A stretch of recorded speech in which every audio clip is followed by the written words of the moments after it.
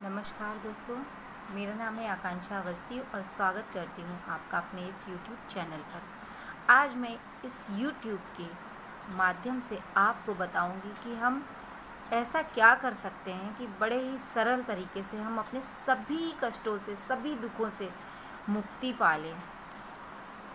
कष्ट कितने प्रकार के होते हैं? सबसे बड़ा कष्ट है रोग। रोग से बड़ा कोई दुश्मन और कोई कष्ट नहीं है। अगर आपकी बॉडी में रोग है ना, तकलीफ़ है ना, तो सब बेकार है। दौलत, शोहरत, सब कुछ बेकार है।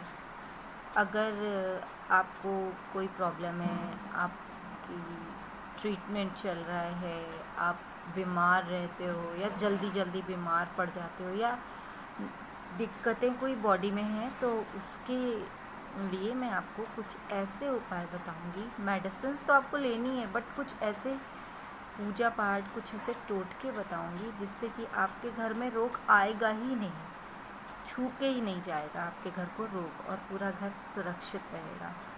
दूसरा कष्ट है दरिद्रता। दरिद्रता भी बहुत बड़ा दुख है, बहुत बड़ा कष्ट है। अगर हम सारी चीज़ें करके थक चुके हैं, कुछ भी फ़ायदा नहीं हो रहा है, और हमारी शॉप नहीं चल रही है, हमारी नौकरी नहीं लग रही है, हमें किसी न किसी तरह से फाइनेंशियली प्रॉब्लम्स फेस करनी पड़ रही हैं, तो कुछ ऐसी चीज़ें बताऊंगी जिससे कि आपको जो भी प्रॉब्लम है वो दूर हो जाएगी। और तीसरा है शत्रु को बाधा।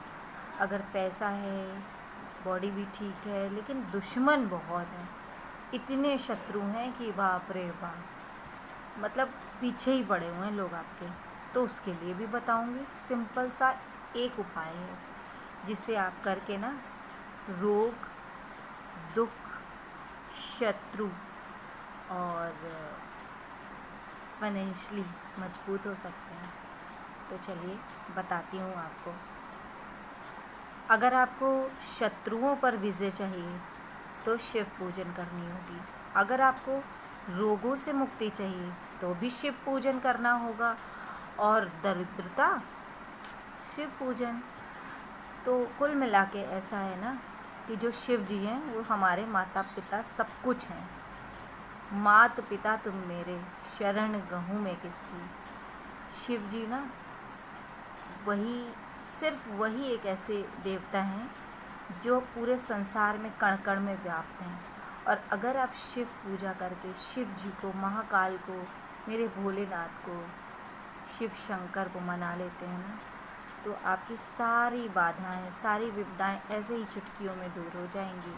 किसी की ज़रूरत नहीं पड़ेगी आपको। मैं बहुत सरल और बहुत ही कम टाइम लेने वाला उपाय बताऊंगी जिससे आप आसानी से रोज़ इस उपाय को कर सकें और अपनी लाइफ को इजी बना सकें। क्योंकि मैं इजी बनाने के लिए, लाइफ को आसान बनाने के लिए इस मंच पर YouTube के माध्यम से आपको बताने आई हूँ, ना कि आपकी लाइफ को और बिज़ी कर दूँ, बड़े बड़े पूजा पाठ, बड़े बड़े मंत्र हवन बता दूँ, आप कर भी ना पाओ। और अगर करो तो और चीज़ें कौन करेगा?